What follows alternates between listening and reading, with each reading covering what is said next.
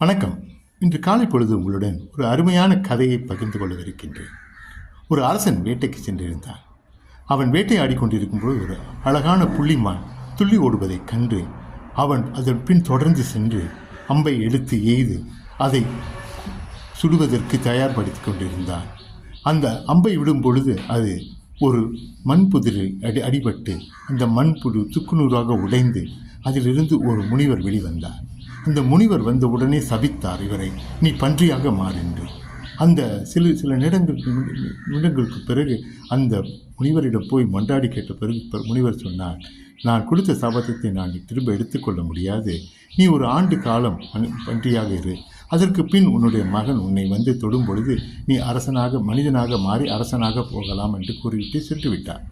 இதற்கு பிறகு அவர் தன்னுடைய படைகளிடம் இதையெல்லாம் கூறிவிட்டு அவர் பன்றியாக மாறி காட்டுக்குள் சென்று விட்டார். ஒரு ஆண்டு காலம் கடந்த பிறகு அந்த மகன் வருந்து தகப்பனை தொடுவதற்கு தயாரான நிலையில் இருக்கும்போது அவர் பன்றிக்குட்டிகள் நிறைந்த ஒரு இடத்தில் அரசன் இருப்பதை கண்டார். அரசனை பார்த்து, அப்பா, நான் இங்கு வந்திருக்கின்றேன், உங்களை மனிதராக ஆக்குவதற்காக தயாராக அதற்கு அரசன் கூறுகிறார், நான் இந்த ஒரு ஆண்டு காலத்தில் இந்த பன்றிக்குட்டிகளோடு குழந்தைகள் எல்லாம் பெற்றுவிட்டேன். அருமையான வாழ்க்கை, இந்த வாழ்க்கை எனக்கு மிகவும் பிடித்திருக்கு. இதை நான் தொடர விரும்புகின்றேன். நீ போய் அரசாட்சி புரி என்று கூறினார். இந்த கதை ஒரு வேடிக்கையான கதையாக இருந்தாலும் வாழ்க்கையின் வாழ்க்கை இப்படித்தான் இருக்கின்றது.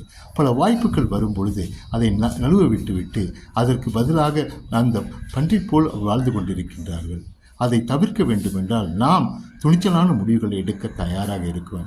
எப்படிப்பட்ட முடிவுகள் எடுக்க வேண்டும் என்று ஒவ்வொருவரும் முடிவெடுக்க வேண்டும். ஒருத்தருக்கு சரிபடக்கூடிய முடிவுகள் இன்னொருக்கு சரியாக வரும் என்று கூற முடியாது. ஆனால் இருந்தாலும் நிச்சயமாக நாம் எடுக்கக்கூடிய முடிவுகள் நம்மளை அடுத்த நிலைக்கு கொண்டு செல்வதாக இருக்க வேண்டும்.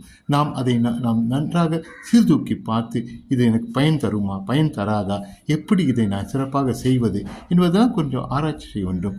கடந்த வாழ்க்கையில் நாம் புலண்டு கொண்டே இருக்கக்கூடாது. அந்த கடந்த வாழ்க்கை கடந்து வருவதற்கு நம்மை தயார்படுத்தி கொள்ள வேண்டும் என்பதே வாழ்க்கையின் முக்கிய தத்துவம். இந்த தத்துவத்தை நாம் உணர்ந்து விட்டோம் என்றால் வாழ்க்கையில் பல அடிகளை நாம் எடுத்து வைத்து துணிச்சலோடு செயலில் ஈடுபடுவோம் என்பதுதான் உண்மை.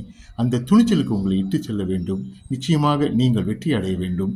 வாழ்க்கையில் பல சிறப்பான வெற்றிகள் அடைந்து அடுத்த நிலைக்கு செல்ல வேண்டும் என்று கூறி உங்களிடம் விடைபெறுவது ரேனா வேணுகோபால். வெற்றி நிச்சயம், வெற்றி நிச்சயம், வெற்றி நிச்சயம்.